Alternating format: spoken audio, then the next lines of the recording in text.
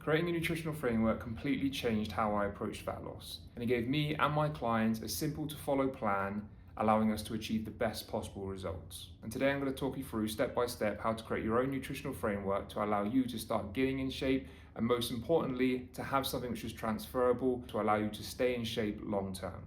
So I've been working out now on and off for a long period of time, probably almost close to 20 years. However, when I started to take nutrition seriously, that's when I got the best results. I started to see the body fat drop and more definition appear, and the outcome was a body that I was finally starting to feel comfortable with. However, when I first started, I made simple changes. I opted for more whole foods, more protein, started to eliminate things like ultra processed foods, fast foods, and your classic sugar and sweets. However, as always, this for me across the long term wasn't sustainable. As you already know, I'm someone who enjoys a bit more of a flexible social life. I do have a sweet tooth and I do enjoy my beers. It was after this that I took my nutrition to the next level, where I started to track my nutrition on a day-to-day basis. However, the way in which I did this was through MyFitnessPal. I set myself a calorie target and I would scan my food individually throughout the day instead of planning ahead in advance. And yes, this did work to a certain degree, but it was super stressful having to make decisions on a day-to-day basis and likewise fucking up along the way, where I would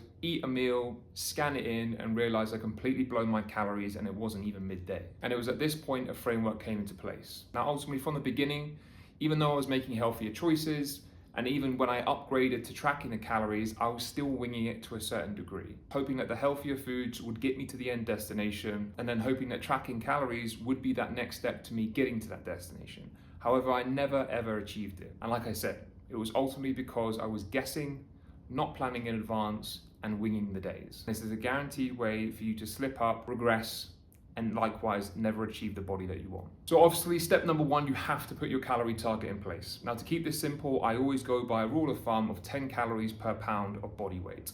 So for example, if you weigh 200 pounds, times that by 10, you have your baseline calorie deficit, which is 2,000 calories. Now today, I'm not going to talk about anything to do with cardio, steps, or workouts, and we're simply going to keep it nutrition and framework focused. This calorie target governs the whole framework. And it's from this that you're going to break it down and start to map out how you want your days to look. So for example, are you someone who typically likes to fast in the morning?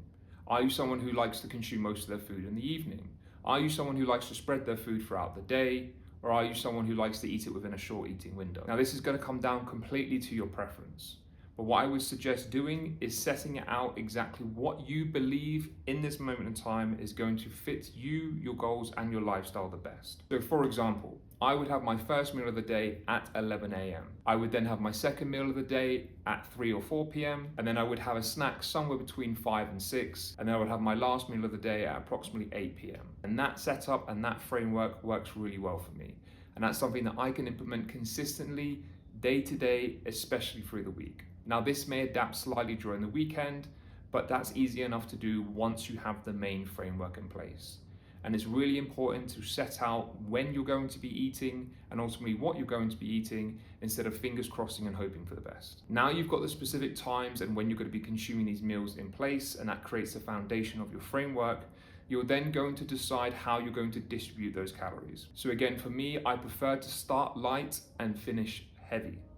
So for example, I might have a low calorie breakfast somewhere in the region of 300 calories, and I progressively increase those calories throughout the day. So then my lunchtime meal might be around the 500 to 600 calorie marker, which then gives me approximately 1,000 calories plus for the rest of the day. So then my evening meal again is going to be circa 700 calories, and then that gives me roughly 300 calories or so spare to implement as a snack. Now, may this tweak and change throughout the day? Yes, and it's going to vary, let's say give or take 100 calories per meal. But the beauty of this, and although it's a structure and it's a framework and it can seem a little bit too rigid, it's actually this structure and framework that's going to give you the flexibility that you need to be able to keep this sustainable during this fat loss phase, and something which is actually going to make things like social events or holidays or travel much more easier. So now you have these calories in place per meal as a rough approximation, you can now get to work and start creating your own meals. So the easiest thing that I find is trying to do something where you have a selection of different meals on rotation. For example, for me, when it comes to my first meal of the day, 9 times out of 10, I'm always going to be eating eggs. However, from time to time, I may rotate things around, including something like a protein shake or maybe oats or yogurt. So what you want to have is a kind of gold standard go-to breakfast, which is going to allow you to hit a decent amount of protein, arguably in and around that 30-gram marker. However, you have a few different options that you can rotate in so that you don't get completely bored and fed up, because you will.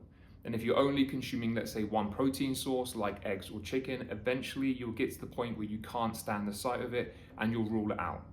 And the one thing that you want is as much variety as possible to a certain degree, because you don't want to get to the point where you're slowly eliminating out all these protein sources to the point of where you have no options to go by.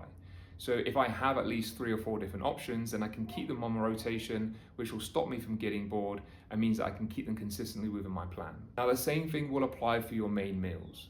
Now, I ultimately keep it really simple and pick a protein, pick a carb, and I have that alongside some salad and veggies. Yes, you can still have your traditional meals. Maybe you're someone who enjoys a curry, a chili, or even something like a pasta bake. And all of these things can still work because ultimately they're going off of that same principle of a carb, a protein, and then what you're going to do is bulk that out with more salads and veggies to give you more fiber, give you more food volume, and help to keep you somewhat satisfied when you're in this calorie deficit. And then the same thing will apply here, is that you have these things on rotation. So let's say, for example, in the evening, I might have a chili con carne with rice, 5% lean beef. I'm going to mix that in maybe with some kidney beans, tomatoes, mixed veggies, and then portion that out with rice. And what I can do is I can double down on the chili itself and then use that for my lunch the next day. However, to make it somewhat different, what I'm going to do is I'm going to then rotate around the carb source. So instead of having it with rice, I may have it with a tortilla wrap. Instead of having it with a wrap, I may have it with a baked potato. So again, that in itself creates enough flexibility to the point of where you're not getting bored. However, you've just removed that decision away from you from the next day because you've double batched or you've doubled up on that evening meal. However, what you can also do is just double up on a protein source like chicken, and then you can have that left over for the next day, and the same thing applies. You can put it in a sandwich, you can mix it with microwave rice, you can even add it into something like a wrap. So for me, it's like whatever's going to be convenient for you is going to remove away those decisions. Something, yes, that you still enjoy, but it's more about it being practical and allowing you to make a choice that's going to keep you on track within this deficit and within this fat loss phase. So now you have a bunch of different rotations for your breakfast options, for your lunch, and for your dinner. And then finally, we have the snack.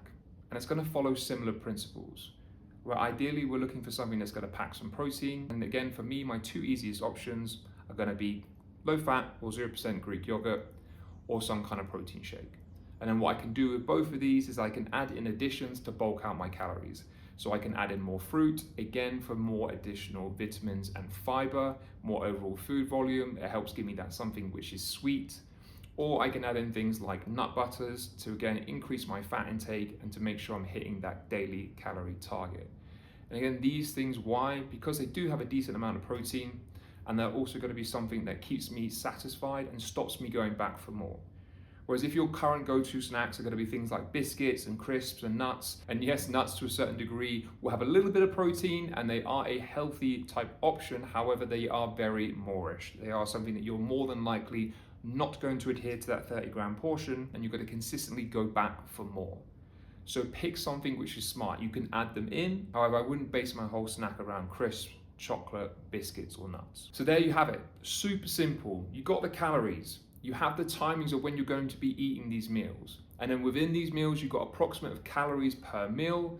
And then within that, you've got your set go-to selection of meals for breakfast, lunch, and dinner, plus a snack. And you can keep that on rotation throughout the week. Now, yes, people will always say, doesn't that get a bit boring? And from time to time, by all means, you can mix it up. But it works. And if you're consistently seeing progress, following a framework that you somewhat enjoy, that in itself is going to keep you motivated. What's burning you out right now is you're trying to be too inclusive, you're trying to be too flexible, you're going out and you're eating out, you're ordering takeaways, and you're seeing fuck all results as a return of that. And that in itself is what's keeping you frustrated, stuck in the same position, and making no progress. So arguably, we need to find that middle ground, where it's not super flexible to the point of where it's creating more decisions and you're not making any progress. But also on the flip side, we don't want it to be a set concrete plan where you have to follow the exact same meals every single day with no flexibility and no deviation. And following calories is what's going to give you that flexibility. So, for example, If you are craving or you do want certain things, going back to the chocolate, the crisps, and the nuts, you can still make this work. So you can take out, let's say, the Greek yogurt or the protein shake, and on a Friday you want to enjoy a little bit more flexibility with a mixture of crisps or nuts or chocolate or your favorite biscuits. You can make that work within your total calorie allowance.